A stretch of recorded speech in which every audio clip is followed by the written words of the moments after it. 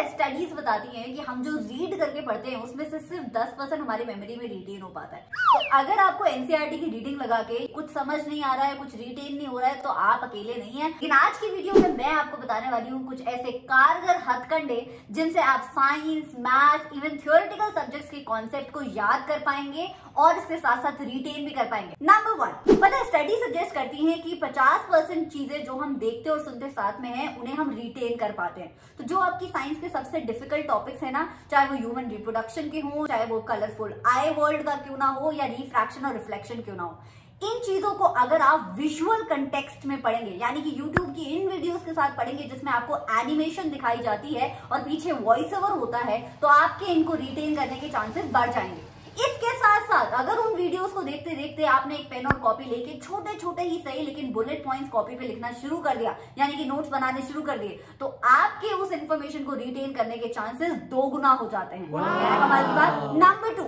Audio books to the rescue. नहीं, मैं ये नहीं बोल रही हूँ कि स्पॉटिफाई का प्रीमियम खरीद के प्रीमियम ऑडियो बुक्स को सुनो सब्जेक्ट समझने के लिए, बल्कि मैं ये कह रही हूँ कि खुद की ऑडियो बुक्स खुद बनाओ। क्या होती है audio books? Just a recording.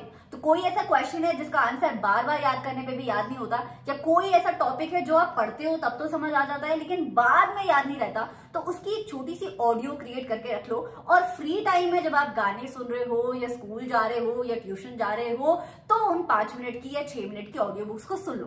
बार बार जब उन ऑडियो बुक्स को आप सुनोगे तो वो इन्फॉर्मेशन ना तो सिर्फ आपके दिमाग में रिटेन हो जाएगी बल्कि कभी भूलोगे भी नहीं। नंबर 3, कभी आपके साथ ऐसा हुआ है कि सेम ही सिलेबस आप बार बार पढ़ते हो लेकिन नंबर आपके वहीं के वहीं अटके रहते हैं? पता है ऐसे क्यों होता है? क्योंकि हम अपनी मिस्टेक से नहीं सीखते।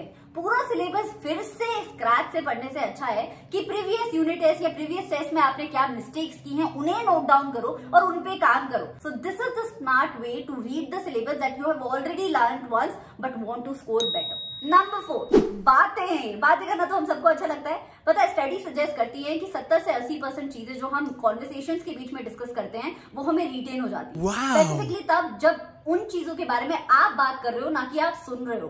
तो अगर कोई टॉपिक बहुत डिफिकल्ट लगता है, लेट्स से फोटोसिंथेसिस और क्वाड्रेटिक इक्वेशंस या फिर सरफेस एरिया एंड वॉल्यूम के फॉर्मूले, तो फिर उन्हें कॉन्वर्सेशन में अपने दोस्तों से फोन पे बातें करते करते डिस्कस करो और आप कभी नहीं भूलोगे। नंबर 5, रामबाण इलाज। स्टडीज बोलती है कि 95% ऐसी इंफॉर्मेशन जो आप पढ़ाते हो आपको याद हो जाती है। मैं आपको एक छोटा सा सीक्रेट बताती हूँ। जब मैंने ऑनलाइन एजुकेशन में अपना करियर शुरू किया देन मुझे भी एसएसटी के 9th 10th का सिलेबस कोई रटा हुआ थोड़ी था। मुझे एसएसटी में इंटरेस्ट जरूर था और मैंने एसएसटी में मास्टर्स जरूर किया था, लेकिन बच्चों को पढ़ाते पढ़ाते मुझे वो सिलेबस अच्छे से रट गया, अच्छे से याद हो गया, अच्छे से समझ लिया।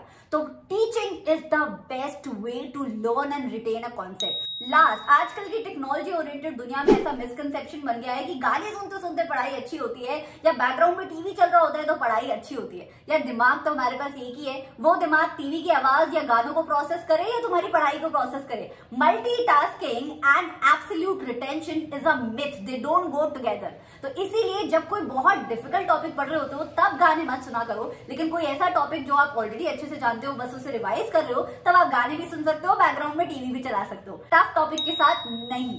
So these were the easy peasy lemon squeezy tips that I wanted to give you. ये वीडियो कैसा लगा मुझे कमेंट सेक्शन में जरूर बताना। इसके अलावा कोई अच्छी सी ट्रिक आप जानते हो जो बाकी बच्चों के काम आएगी तो भी कमेंट्स में बता देना। I will see you next time and don't forget कि you can also connect with me on my Instagram handle. See you and bye bye and take care.